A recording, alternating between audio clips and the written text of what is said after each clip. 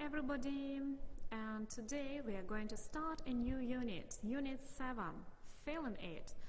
Go to page 80 in your pupils' books and have a look at the pictures. What are the people doing and how do they feel? Look at this boy. I guess he feels excited. How would you feel in each picture? When have you felt like this? It's when I'm talking about myself, so I would feel very scared. But in the concert, I would feel excited. And I'm really scared of snakes. How about you? Look at the pictures and say how you feel. Now, look at this picture. Who do you see? Yes, this is Jenny and this is Jim. Do you remember them? Of course. Let's watch the video and let's find out how do they feel. Answer the question, what makes Jim feel annoyed? Annoyed means angry or bored because you don't like something. So let's check it out.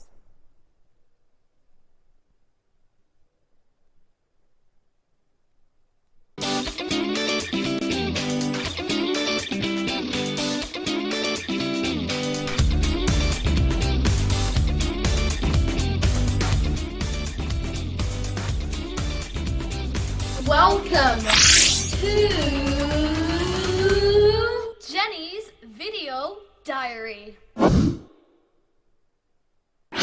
Hello, welcome to Jenny's Video Diary.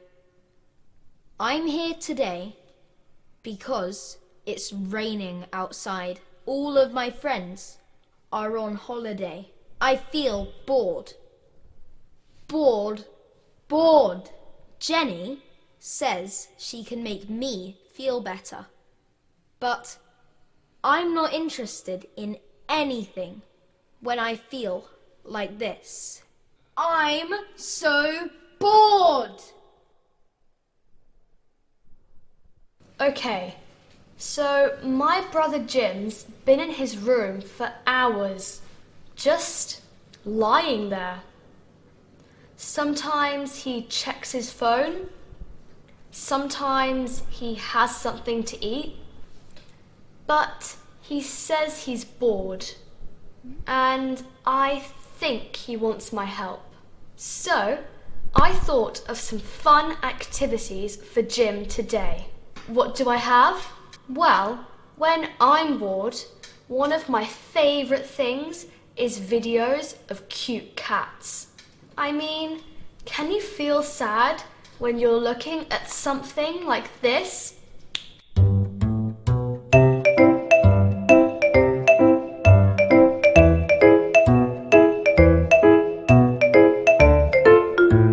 Hi, Jenny. Hi, Jim. Okay, I found this cute cat video for you to watch. When I saw it, it was so cute that I smiled and smiled. A cat video? Yeah. Check this out. Aw, that's pretty good. Look at that one. He's just the sweetest, cutest little thing I've ever seen. I'd love to have a cat. Yeah. Well, what do you think? Are you still bored?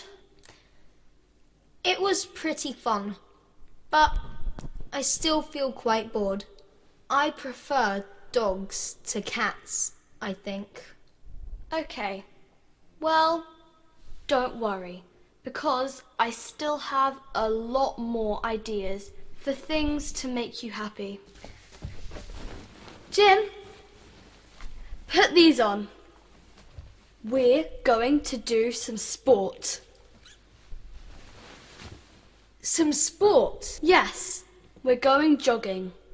You ought to do exercise if you're not feeling good. We can't go out in the rain. Of course we can. Look, I brought these two. You're not serious, are you? Do we have to? Yeah, of course. There's only a little rain. Come on.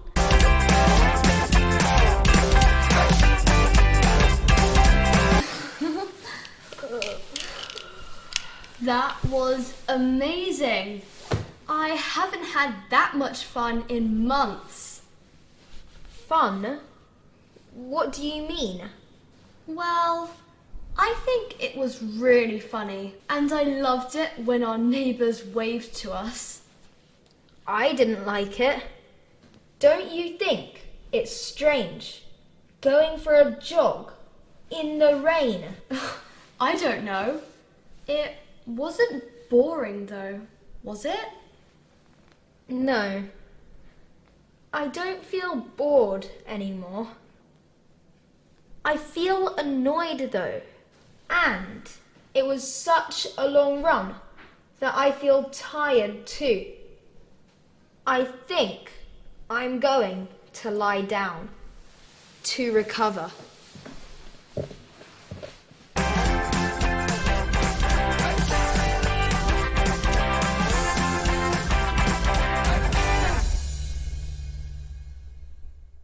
Okay, well, my plan isn't going that well, but I have one last plan.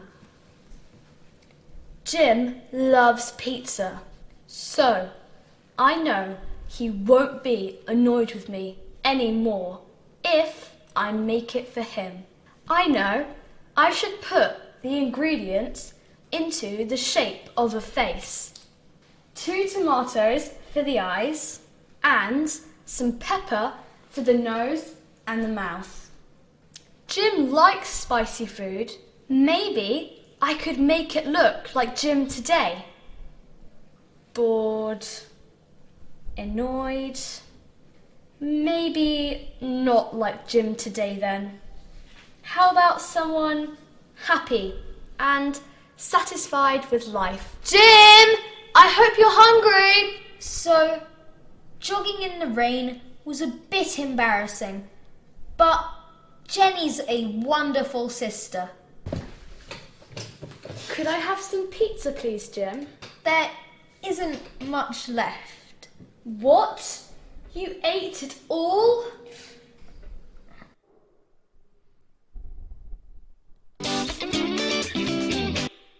Okay, that's it. We watched the video. So, what makes Jim feel annoyed? Of course, because he feels bored. He has nothing to do. How does Jenny help him? What are the 3 things he does to help Jim to get rid of his boredom? Watch the video once again and find out. So, theme number 1, Jenny tries to make him watch a cat video. How does Jim feel after watching the video? Again, bored. Theme number 2, Jenny tries to take him jogging. How does he feel? Annoyed and very tired. And theme number 3, Jenny makes pizza. How does Jim feel? Pretty good. I guess he feels happy. So, how are you feeling now? Are you happy? Are you tired? Are you annoyed? Are you bored? Please write down these answers into your notebook. And see you soon at the next lesson. Hello lovely students, and this is our next lesson. Today we are going to read Jim's blog and find out what kind of problems his friends have. So, let's start. Hello, I love your blog. You always have interesting ideas to write about. How can I think of ideas for my blog? I often sit in my room thinking until I feel miserable. Please help. Hi, I'd like a pet snake to love and look after, but my parents say that I can't. I ask them, but they always say I have to wait until I'm older. I am so annoyed with them. Do you think I should get one without telling them? So, what kind of problems do these people have? In the first text, the problem is ideas for blog. And in the second text, the problem is having a pet. So the parents don't want his son to have a pet. Now let's read what kind of advice Jim and Jenny give. We find it hard to think of ideas for our blog too. We have to work really hard. The best way to have a few good ideas is to have lots of ideas. You should write a long list of things you're interested in. You needn't worry if some of your ideas aren't very good. And you don't have to spend more than 5 or 10 minutes writing either. When you finish the list, you can use the best ideas in your blog. Jim. Okay, what does Jenny say? You ought to write about something you love. It doesn't matter if your blog's popular or not. If you're blogging about what you love, then you love blogging. Okay, how about this pieces of advice? Jim, I think you ought to understand your parents. Why don't they want you to have a snake? Maybe they are worried about how much it costs. Or maybe they are annoyed with you because you often ask them about it. You shouldn't get a snake without telling your parents. You'll be too worried about them finding it. And the advice from Jenny. No, no, no. You mustn't get a snake without telling your parents. You should try to be satisfied with what you have. You ought to get a plant if you want something to love and look after. If your parents say you can't have a snake, you must listen to them. So, now let's look at exercise number 2. You can reread the text and say which person, and you have some points, 1, 2, 3, 4. Choose the correct option, A or B. Stop the video to complete the task. Now let's compare the answers. 1A, 2A, 3B, 4A. Now what about you? Who do you think gave the most useful advice? What advice would you give? Think about these questions and write them into your notebook. For more practice, go to your activity book.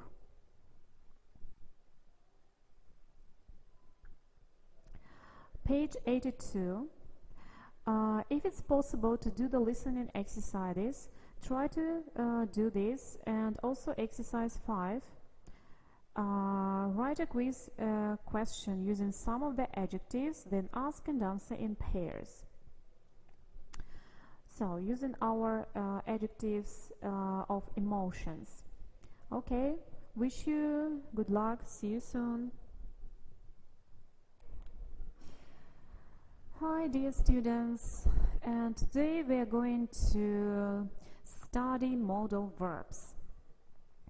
I know that you can name lots of them. For example, can, can't, could, couldn't, must.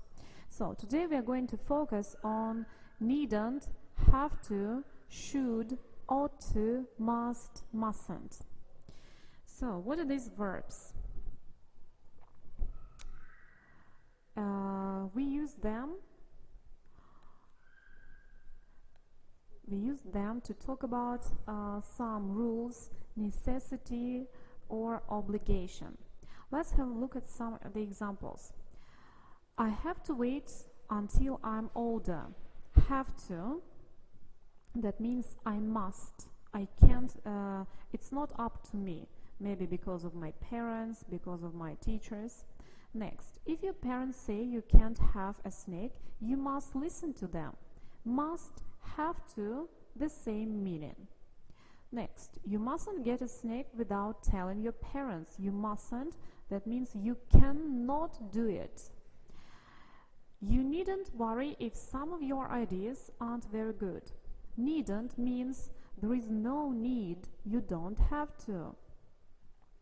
The next, you don't have to spend more than 5 or 10 minutes writing either. don't have to, needn't are synonyms. Next, you should try to be satisfied with what you have. Should. Should means the meaning of advice, recommendation. That means it's good for you. It's not very strict.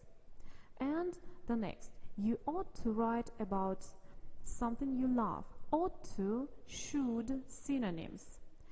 But please remember that should be used without to. Should try it, but ought to write. Ought is more formal and should is more informal. We can use it in everyday speaking. Now let's have a look at some grammar notes. Choose the right option. Have to and must have similar meanings. They are used when we don't choose to do something and someone else, like a parent, teacher, or the police chooses for us. For example, your mom says, you must do your homework. Or maybe your teacher says, you must read this text. The next, number 2. Ought to or needn't and don't have, they have the similar meanings. Needn't, don't have to have similar meanings. They are used when we do not need to do something. Their meaning is different to mustn't. Mustn't is used when there is a rule about something you cannot do. So, and number 3. Should and ought to have the similar meanings. They are used when something is correct or a good thing to do. We can choose if we want to do these things. So, once again, must, have to, similar, same. Needn't, don't have to, similar. And ought to, should, similar. So let's practice a bit and go to your activity book, page 83, and do exercise 1. Choose the correct answer. Now stop the video and do the task. Okay, let's compare our answers. Number 2. You mustn't have to bring your homework to school. What do you think? Homework, of course, you have to bring your homework. Number 3. I think you should say sorry to your sister. It was your fault. You should means it's a good idea. It's good to say sorry to your sister. Number 4. David has to or ought to join the football team to get fit. He's very good. So, to get fit, it's a kind of advice, recommendation. So, David ought to join the football team because he's, or you can also use has to in order to show that it's very, very important. So, ought to is better. Number 5. I ought remember to make my granddad a birthday card. Ought, we never use ought without to, so the correct answer is must. Number 6. You ought to or you mustn't forget your digital camera for the school trip. Of course you mustn't, because it's, if you forget it, you won't take any pictures. Now let's do exercise number 2. Read the sentences and match them to the pictures. Then complete with the modal verb from activity 1. Pause the video and do the exercise. Okay, number 1. Wear a helmet. This is picture B. 2. Wear funny clothes if you want to be a clown. Picture D. 3. Draw on the sofa. A. 4. Bring any cakes to the party. This is C. Now let's complete with the modal verbs. Number 1. You have to wear a helmet, or you must wear a helmet, because this is very important. Number 2. You should wear funny clothes if you want to be a clown. You should. It's good for you. If you like it, do it. Number 3. You mustn't draw on the sofa. Look, the sofa will be dirty and it's not good. You mustn't. Number 4. In picture C we have lots of cakes, so you needn't bring any cakes to my party. I've made lots. Or you can also use, you don't have to bring any cakes to my party. So, exercise 3 will be your homework for the next lesson. And now let's go back to your pupil's book and do exercise 1. Read 2 more messages to Jim and Jenny. Write 3 sentences to reply to each message. Use needn't, have to, should, ought to, must or mustn't.